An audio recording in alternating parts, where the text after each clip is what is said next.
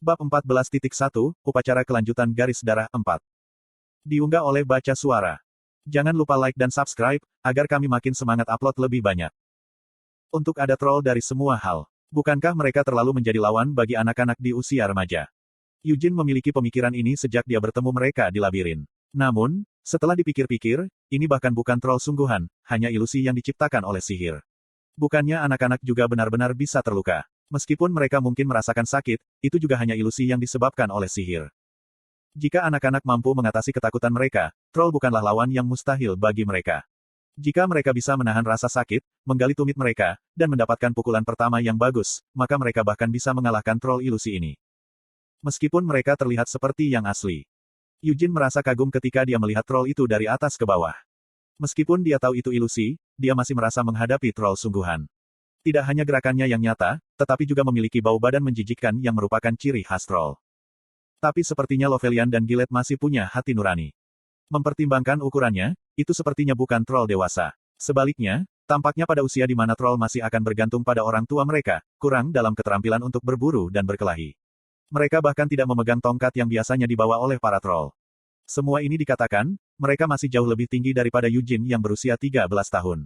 Eugene perlahan menyiapkan perisainya saat dia mendekati troll itu. Aku telah mengalahkan orc dan goblin, tapi ini pertama kalinya aku menghadapi monster berukuran sedang hingga besar dalam tubuh ini. Hanya karena itu adalah ilusi tanpa bentuk nyata, dia tidak punya niat untuk bertarung sembarangan. Bahkan jika itu bukan hal yang nyata, tubuhnya sudah gatal untuk pertarungan yang bagus. Meskipun beberapa waktu telah berlalu sejak dia memasuki labirin, dan dia berpikir bahwa dia telah membuat kemajuan yang baik. Telah sampai sejauh ini, dia belum merasakan bahaya. Itu sebabnya dia perlu sedikit menghangatkan tubuhnya. Eugene perlahan dan jelas mempersempit jarak antara dia dan troll itu. Di seberangnya, troll itu hanya mengedipkan matanya yang besar ke arah Eugene alih-alih langsung menyerangnya. Ini bukan sesuatu yang membingungkan. Dia sudah mengalami ini beberapa kali selama penjelajahannya. Monster di labirin ini tidak akan menyerang kecuali seseorang melangkah dalam jarak tertentu dari mereka. Ini mungkin harus menjadi ukuran keamanan yang dipertimbangkan untuk usia anak-anak yang berpartisipasi. Pelan-pelan. Saat kaki Eugene bergerak maju, gerakan troll itu tiba-tiba berubah. Troll itu memutar tubuhnya dan memutar kepalanya ke arah Eugene saat air liur menetes dari antara gadingnya. Wajahnya sangat jelek sehingga bisa menakut-nakuti, tidak, menakut-nakuti anak-anak. Namun, alih-alih ketakutan, Eugene merasakan kebahagiaan. Seperti yang selalu kukatakan, mereka terlihat seperti Molon. Meskipun kenyataannya lebih dari satu monster mirip dengan Molon. Hal-hal seperti troll, ogre, siklop, dan sebagainya. Pada dasarnya, monster humanoid jelek yang berjalan dengan dua kaki. Eugene percaya bahwa semua monster ini benar-benar memiliki kemiripan yang mencolok dengan Molon. Molon tidak pernah bisa menyangkal fakta ini secara meyakinkan. Bagaimanapun, dia sangat menyadari betapa jeleknya dia. Saat Eugene mengingat wajah jelek rekan lamanya, dia menendang tanah. Hanya setelah jarak di antara mereka menyusut dalam sekejap, troll itu akhirnya menunjukkan reaksi. Ini menunjukkan bahwa itu canggung dan membosankan. Itulah mengapa mudah bagi Eugene untuk melakukan apa yang dia lakukan selanjutnya. Tebas. Pedang Eugene mengiris betis troll saat dia meluncur di antara kedua kakinya. Begitu berada di sisi lain, Eugene dengan cepat bangkit kembali dan berbalik menghadap punggung troll itu. Kemudian, tanpa ragu-ragu, dia mengayunkan pedangnya ke bawah di belakang lutut troll itu. Cedera ini akan ringan untuk troll nyata. Tapi seperti yang diharapkan, ilusi ini tidak persis sama dengan yang asli. Selain itu, pedang yang dipegang Eugene juga bukan pedang bermata tajam yang nyata. Semua itu membuat luka tajam yang ditimbulkan pada troll itu tampak sangat tidak nyata. Namun demikian, pedang itu meledak dengan satu pukulan demi satu. Saat setiap tebasan mendarat di tempat pukulan sebelumnya jatuh, Eugene akhirnya berhasil memotong kaki troll itu di lutut. Darah hijau tua menyembur keluar dari lukanya. Eugene tidak membiarkan semua itu mendarat padanya saat dia menutupi wajahnya dengan perisainya. Namun, indranya yang meningkat tidak melewatkan momen ketika troll itu akhirnya bereaksi. Saat mencoba menyeimbangkan tubuhnya yang sekarang tidak stabil, troll itu menjerit, dan salah satu tangannya yang besar mengayun ke bawah ke kepala Eugene. Perisai Eugene, yang menutupi wajahnya, bergeser ke atas. Menjerit. Dibandingkan dengan ringannya tebasannya sendiri, serangan troll itu sangat berat. Meskipun tubuhnya yang berusia 13 tahun telah ditempa melalui latihan intensif, tidak mungkin baginya untuk memblokir pukulan troll itu secara langsung. Itu sebabnya dia membiarkannya mengalir ke samping. Dia menggunakan kemiringan di sudut perisainya dan kekuatan penuh dari bahu dan lengannya sebagai penopang. Jadi tinju yang turun mengenai perisai pada sudut miring dan meluncur langsung. Jika waktunya sedikit melenceng, lengannya bisa hancur, tetapi Eugene bahkan tidak pernah repot-repot meragukan dirinya sendiri untuk sesaat. Tangkisannya benar-benar dieksekusi dengan sempurna. Dengan satu kaki sudah terputus di lutut, tubuh raksasa troll itu kehilangan keseimbangan saat tinjunya menghantam tanah. Troll itu dengan liar mengayunkan lengannya yang lain ke Yujin ketika dia mencoba untuk tetap tegak, tetapi Yujin dengan cekatan mengayunkan pedang yang masih dia pegang di tangannya yang lain.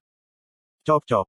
Darah menyembur keluar saat kulit di lengan troll itu terkoyak. Saat Yujin merunduk di bawah pukulannya, dia membalikkan cengkeramannya pada pedangnya. Memadamkan. Setelah kehilangan satu kaki di lutut, tumit troll yang lain sekarang dijepit ke tanah oleh pedang Yujin. Bahkan jika itu adalah ilusi, ia masih bereaksi secara realistis terhadap rasa sakit dari luka-lukanya. Rahang troll itu terbuka saat dia menjerit. Penderitaan yang mengalir di sekujur tubuhnya juga melumpuhkan troll untuk sesaat. Apakah benar-benar ada kebutuhan untuk meniru bau mulut juga? Saat Yujin merasa tidak senang dengan pemikiran ini, dia mengayunkan perisainya. Konten iklan. Bang! Perisai itu menghantam rahang bawah troll itu, yang tergantung terbuka lebar, dan membantingnya hingga tertutup. Pada saat yang sama, dia mengeluarkan pedang yang telah dia tempelkan ke tumit troll itu dan memasukkannya kembali ke antara tulang rusuk troll itu. Kark, troll itu meraung saat napasnya dihembuskan. Yujin telah menembus paru-paru troll itu. Mungkin karena seberapa besar tubuhnya, tapi dia tidak bisa menusukkan pedangnya hingga bersih melalui punggung troll itu. Meskipun dia tidak berharap untuk melakukannya di tempat pertama, Yujin terus mengiris pedangnya di sepanjang garis tulang rusuk troll itu. Dengan melakukan itu, dia benar-benar merobek paru-parunya, dan kemudian dia menghunus pedangnya saat menyentuh tulang dada. Ini membuat troll itu tidak memiliki kekuatan untuk mengayunkan lengannya, dan dia mengeluarkan busa berdarah sambil terengah-engah. Jika ini monster biasa, pertarungan akan berakhir di sini. Namun, troll terkenal dengan kekuatan regeneratif mereka yang kuat. Yujin penasaran untuk melihat apakah troll ilusi ini benar-benar memiliki sifat ini, tetapi dia tidak berniat membiarkannya hidup lebih lama demi spekulasi yang tidak berguna seperti itu. Karena itu, Yujin memutuskan untuk sepenuhnya menetralisir troll sebagai ancaman. Meskipun dia sudah mendorongnya ke titik di mana itu tidak bisa lagi memberikan perlawanan apapun, hanya dengan sedikit usaha lagi, dia bisa menghancurkan tubuh troll itu sepenuhnya. Yujin menusukkan pedangnya ke jantungnya sekitar 5 atau 6 kali, dan kemudian dia menikamnya di leher. Meskipun dia terus mengayunkan pedangnya dengan sangat keras, dia tidak pernah sekalipun pedangnya tersangkut di tulang. Fiuh. Setelah dia dengan susah payah selesai membongkar troll itu, Yujin berjalan melewati mayatnya dengan ekspresi puas di wajahnya. Lovelian dan Gillette telah menyaksikan seluruh adegan ini berlangsung dari awal hingga akhir. Lovelian, yang rahangnya terbuka karena terkejut, bertanya-tanya komentar macam apa yang harus dia buat sebagai tanggapan atas hal ini. Bahkan jika itu semua hanya ilusi, itu tetaplah troll. Seseorang, yang bahkan bukan dari keluarga utama, seorang anak berusia 13 tahun pada saat itu, telah tanpa mengeluarkan suara terkejut saat melihat troll, terus merobek-robeknya hingga berkeping-keping. Wow, itu brutal. Saya tidak berpikir ada kebutuhan untuk melangkah sejauh itu. Lovelian bergumam menyelidik.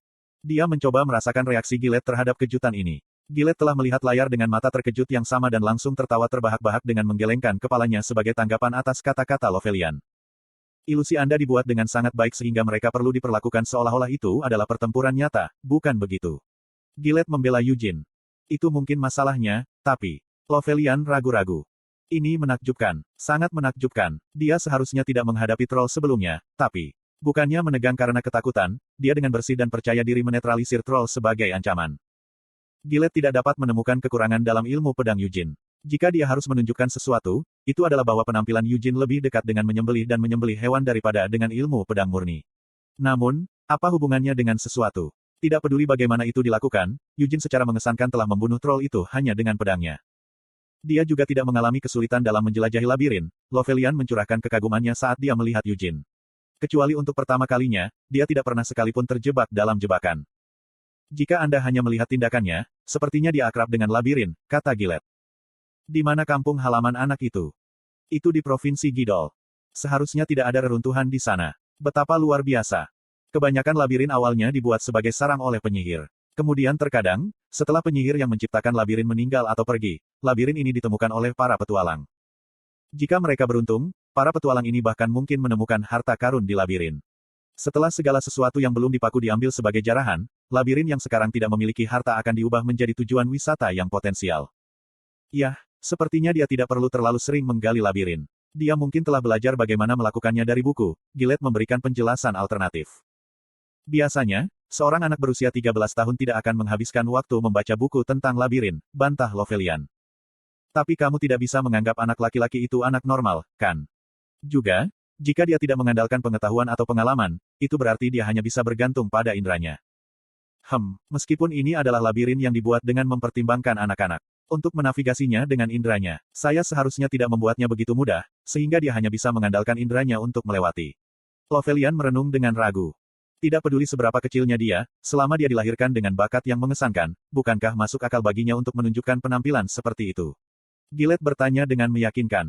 Bahkan Lovelian harus mengakui bahwa itu benar, dan dia tahu persis apa nama anak seperti itu. Jenius. Gillette tidak lagi mengawasi Qian, Ciel, dan Edward. Sebaliknya, dia menyaksikan dengan gembira ketika Eugene menuju ke tengah labirin.